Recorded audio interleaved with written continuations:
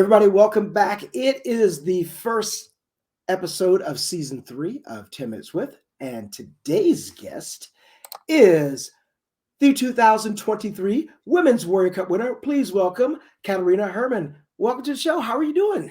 I'm doing great. How are you, sir?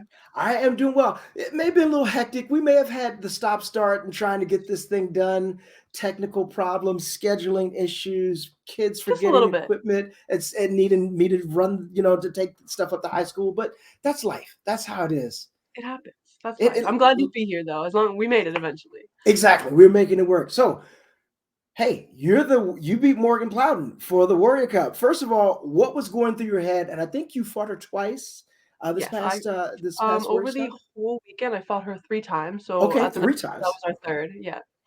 What was going through my head? Honestly, I had to stop myself a little bit from fangirling a little bit, just because it's my first competition in the adult division, and I've honestly looked up to Morgan and her family for my entire martial arts career.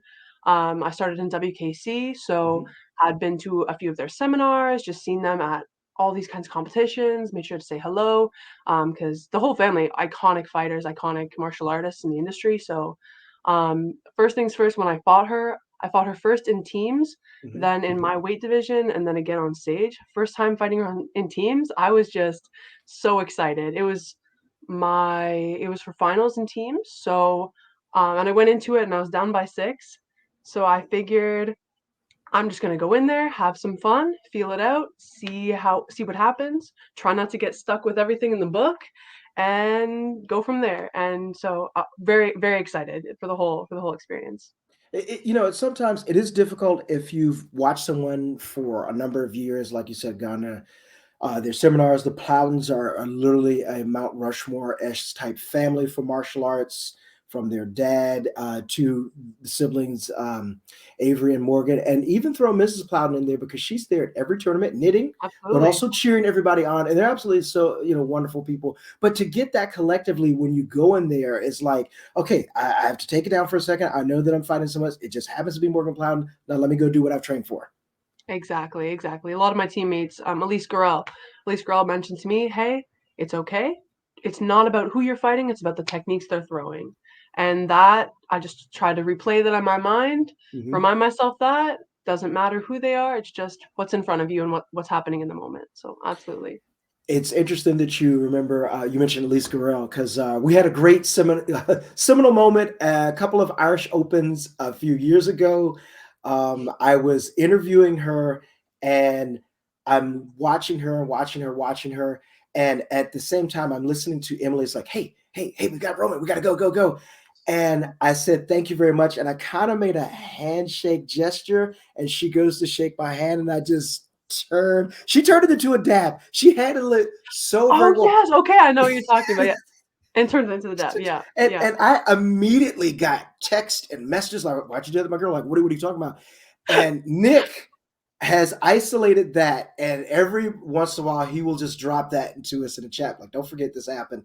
And every Oh, time I see it come up, I apologize to her profusely. She says, "It's a moment. We own it now. We both own it." So. exactly. Made it into an iconic one. Turned it into just a handshake into the Into dab. adapt. That's Now, not I that. really couldn't Yeah. think of anybody better else to have as kind of a mentor and also someone to help off. First of all, I have a question for you. How tall are you? I am 6 feet tall, 6 foot on the dot. 6 foot on the dot, and that in centimeters is. I should know this. I'm Canadian. Uh, I had to pull it out because you guys are metric and we're imperial system. I will. I'll be on that. Give me 1 second. No problem. It was a surprise question. I love that your eyes bugged out when I asked that. But I wondered how tall you were because seeing the size comparison between you and Morgan, when I got the rest, I said, man, she's all legs. Oh, wow. I'm like, how is this going to play out? Most people that, if they're generally tall, they usually are pretty good kickers. And you also proved that as well by controlling the distance. Thank you. It's 182 centimeters. By 182 the way, centimeters for those circling of you back. scoring at home. Yes, 180. But yeah, honestly, that was a main challenge for me, especially at AKA, was just Hmm. understanding that I at this point need to fight according to what my body is like and Right. how I'm proportioned and how that'll work for my fighting. So definitely fighting like a tall person was a big um, I guess, big influence in my mind and just in my fighting this weekend, to really use that to my advantage. And one of the things that is a challenge for being tall is to always stay tall. So it's interesting because one of the conversations I actually had for to keep it short with Robbie is that we actually have an advantage because 95% of the time we're going to be the shorter fighter. So therefore, it's always like, okay, I'm always going to be the same. Now, there will be a rare change for you to fight someone that's just as tall or taller than you, but it's possible that it could actually happen. But when you're that tall, stay tall, fight. Yeah. One of the things I did notice for the divisional finals, I think it was, is that you really kept your leg out. And I was thinking, okay, if Morgan's gonna, in order to get around that, you have to cut the distance, you have to get inside. But that's still, it's real easy. Essentially, when you put it down on paper, all you really have to do is go in and knock out Mike Tyson. I mean, like, what's the problem? I mean, it's the execution On that's the paper, challenge. On yeah, paper is great, yeah. but the execution. So how do you know that? And obviously, your opponent usually knows that. So how do you make that work for you when you're in the ring? Um, Honestly, a lot of it goes back to thinking of the things the people at home and during training told me and really reminded me about. Um, I mean, before a lot of big NASCAR competitions, I work one on one with Trevor Nash, Hmm. just to more develop a mental game plan, help me with smoothing out any edges I still have from sparring with classes. Um, and just really focusing on relaxing, number 1, so I can have a clear mind and remember Hmm. everything, Hmm. and just focusing on really, like you said, fighting tall, quite literally standing up tall, fighting tall, keeping my head above while keeping that chin down. And you touched before, it doesn't happen a lot, but it can where someone's my size. I find that happens a lot in the continuous divisions as well. Mm, Since it's weights or goes by short and tall, right. a lot of the time when I'm fighting in my continuous division, which happened at AKA, the first or two girls that I had 3 fights in continuous, and two of the 3 of them were around my size. So that was definitely something I had to recognize and understand the distance is going to be a little bit different. But if I fight tall and I remain tall, like you said, the whole time, which is the hard part, I felt like that would work and be successful, and it was. Speaking of home, let's talk about where you're from, where you study karate. And so these are going to be three rapid fire questions. Where are you from? Where's home? Why you started karate? So I'll let Okay. you go ahead and get those. Where are you from? I am from Hamilton, Ontario, Canada. Okay. I've lived here my whole life. Home girl, the hammer. I train. Oh, wait, sorry. First question, where I'm from, Hamilton, Ontario. Second Mhm. question, you said who, Where you train? where I train. I Mhm. train with Trevor Nash and Casey Nash at United Family Martial Arts on the East location. I think there's around 5 locations in the province. And I started training with Jim Flood when I was around 7 or 8 years old, and trained with him. Spent a year training with Blake Patterson, and then around 2019, 2020, moved to Mr. Nash's school right at the beginning of COVID, and ever since then been going full on with the Nashes. So what made you start martial arts? What was it that interested you? That So I started when so I was a dancer before I started so any what? martial arts. Just to interrupt. What are we talking? Ballet? Or are we talking Yeah, so just like contemporary? ballet and jazz, I was Okay. between the Okay. ages of like 5 and 7, just for a few Okay. years, just to get out there, get moving. My friends were doing it, so I figured to do it. Was in dance, and then when I was almost turning 8, my dad brought up to me that Jim Flood had opened or is opening a new martial arts school, this kind of super center multiplex, for all athletics, just up the street from us. And my dad had known Mr. Flood from when they were younger, so he said, "Hey, do you want to give it a try?" I had been doing dance for a while. It hadn't fully clicked. It didn't really feel like, my passion, what I wanted to do. I was just a little Hmm. kid having fun. Hmm. So I figured, why not?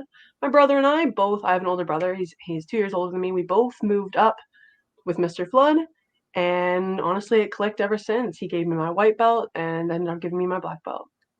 That's a unique gathering of things. So what were you always I think if I remember right, I see a bow behind you. So are you always fighting or do you like do you doing also forms of weapons as well?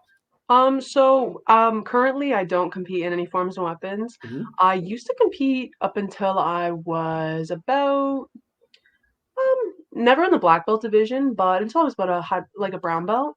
I competed in traditional forms. I tried weapons for a little bit. It was okay. I more so stopped doing weapons because around that time I picked up continuous full time, and I Mhm. figured the training split for all of those different elements of martial arts was just too heavy on me, especially at that age. And then later on stopped competing in forms so I could just fully focus on the sparring. I understand that. And also, it's a lot to live up to. If you're getting the sparring help from Trevor, you're going to get the weapons training from Casey. Yeah, So, two experts in two different forms of martial arts at that school. But, I can understand that as well. I'd be on the fighting side too. So, let me ask you this. And also, it's definitely worth noting that this is your first time in the adult division, your first Warrior Cup win. So, that's a great start. So, congratulations thank you. to you for there. What are some of the goals for you that you have, not only in the martial arts, but in your quote unquote real life? What are you in school? Do you want to own your own school? What are some of your overall goals? Overall goals, that's a good one. Honestly, in the martial arts world at least, my a huge goal of mine for the past 5 years was to beat one of the Plowdens. So that's really amazing that eventually over time I caught that goal. So now it's time to make a new one. In the outside world, I'd really love to um I guess be successful in post-secondary in terms of like maybe getting a scholarship for somewhere Mhm. or just being successful post-secondary. As of Right. right now, I'm in grade 12. I'm taking an extra year to focus on martial arts and fully figure out what I want to do academically. So definitely that. Martial arts wise, I'd love to win a diamond ring at the Diamond Nationals. Mhm. I've never been, so I'd love to fully get the experience of having a cup and a ring from diamonds, but definitely a good question. That's one of my faults. I need to think of some more goals. You've got time, and you're taking your time, and also I'd like to mention that you had one of your goals was to beat one of the Plowdens. Now you did accomplish that with Morgan. I mean, Avery's still out there, and his dad is still out there too. If you need a little help, let me know. I mean, I might go after the senior Plowden first. He's kind of slowing down a little bit. Still got a nice reverse punch, but that's just a little little free advice there. But Thank I'm you. just saying Yeah. just going after one of them. So one of the things, definitely, we have to mention your team. Tell us what team you're on as well. So as currently I'm on Team in Diamond G3. Um, I've been there for a little bit now. First tournament I fought with that on my back was the Bristol Open Oh, that's right. in Yeah. over in Bristol, England, Hmm. and it was honestly a great experience. I got to meet a lot of the excellent people on the team. I got to meet Rashad Eugene Hmm. firsthand. Lots of amazing competitors on diamond. So that was really cool. Mr. Conroy coached me at Amerikick. So just having the experience on the team was just really awesome and valuable. Really, so thumbs That ups. is that. You know what? You can't really get more of a pedigree than that. Than having Mike Conroy in your corner as well. Last, I gotta ask, what's in the fish tank behind you? My tank behind me is my snake Salvador. He is a corn snake and he's about 2 years now, so he's still a baby. That's perfect. You know what? Would we actually be able to see him? Um, right now, right now he's all under. I don't know if you can see, but he's got little tunnels built. He's got a whole Hmm. little situation under that underneath there. So I would. I don't want to go digging through all his stuff. No Maybe problem. next time. Maybe next time. Well, give me one thing that Salvador eats. We'll use that as our last Salvador question. loves eating baby mice. He loves pinkies from the store. They're just frozen baby mice. Warm them up nice and good in the microwave, not just empty in the microwave because we learned that one the hard way. Just more so sous vide in the water. I'm just And yeah, thinking about a baby mice. mouse in the microwave and that Don't bad think about cleanup. it Not because recommended. Not recommended. no, learn that one the hard way. Definitely no. Well, you know what? All right. So we've learned a lot. We've learned that you're on Team Diamond. You are a student of Chelsea Nash and Trevor Nash. You've been coached by Mike Conroy. And don't warm up your baby mice Most importantly, most never do that. importantly, we're always learning something great. So, Katarina, I certainly appreciate your time. Thank you so very much. We'll be back soon with another 10 minutes with. It's gonna be hard to top this one, but thank you so much and congratulations on your Warrior Cup win. Thank you so much. So I really appreciate it. I really appreciate the opportunity, and it was awesome being here. So thank you.